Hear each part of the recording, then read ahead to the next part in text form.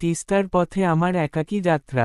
একটা সময় ছিল যখন শহরের ব্যস্ততা, কোলাহল আর জীবনের দৌড়ের মাঝে আমি নিজেকে হারিয়ে ফেলেছিলাম। মানুষজন, শব্দ, চাপ, সবকিছু যেন মনের ভিতর এক ধরনের কুয়াশা তৈরি করছিল।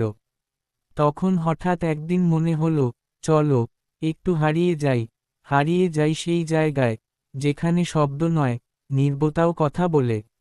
মোটরসাইকেলটা স্টার্ট দিলাম, রাস্তা ধরে ছুটে চলা শুরু। পেছনে ফেলে আসা শহরটা ছোট হতে থাকলো, আর সামনে বাড়তে থাকলো এক চিরচেনা শান্ত পৃথিবী, আমার গ্রাম। পথের দুই পাশে ধানক্ষেত, মাঝে মাঝে কয়েকটা গরু হাঁটছে ধীরে ধীরে। আর আমি তাদের পাশ কাটিয়ে এগিয়ে চলেছি, নিঃশব্দে। আকাশটা মেঘলা ছিল সেদিন, ঠিক যেমন ছিল আমার মনটা।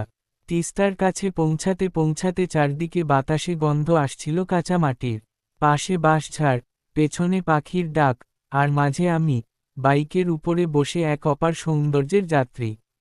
তিস্তার ব্রিজে যখন পা রাখলাম, হঠাৎ মনে হলো, এই ব্রিজটা যেন শুধু নদী পার করে না, পার করে এক সময় থেকে আরেক সময়ে। আমার শৈশবের কিছু টুকরো স্মৃতি ভেসে উঠল চোখের সামনে। ব্রিজের নিচে মাছ ধরা, বন্ধুরা মিলে বিকেলের ঝাঁপ, আর বাবার হাত ধরে হাঁটার স্মৃতি। তিস্তা শুকিয়ে গেছে অনেকটাই, তবু তার বুকের গভীরতায় আজও ভেসে বেড়ায় গল্প। প্রকৃতি এখানে আজও জীবন্ত, বাঁশের মাথা দুলে উঠে বাতাসে, গাছগুলো যেন দাঁড়িয়ে থেকে বলে, তুই বহুদিন পর এলি রে। বসে বসে বাইকটা থামিয়ে রাখলাম। চোখের সামনে শুধু সবুজ আর সবুজ, আর তার মাঝে আমি, এক পথহারা মানুষ।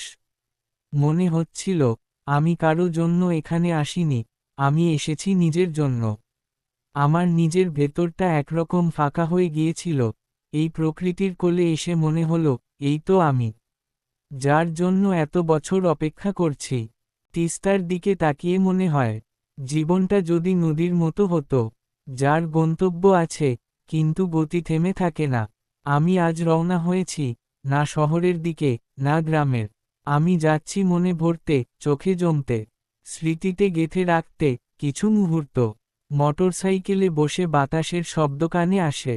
তুই একা নস, তোর সঙ্গী আমি। পিছনে নেই কেউ, সামনে তিস্তা ব্রিজ, আর চারপাশে গাছেরা মাথা নাড়ছে।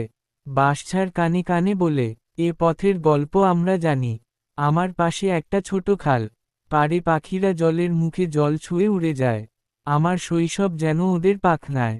তখন স্কুল ফাঁকি দিয়ে এখানে বসে থাকতাম, ভেজা মাটিতে হাত ছুঁয়ে বলতাম, বাড়ি ফিরব না, আজ আমি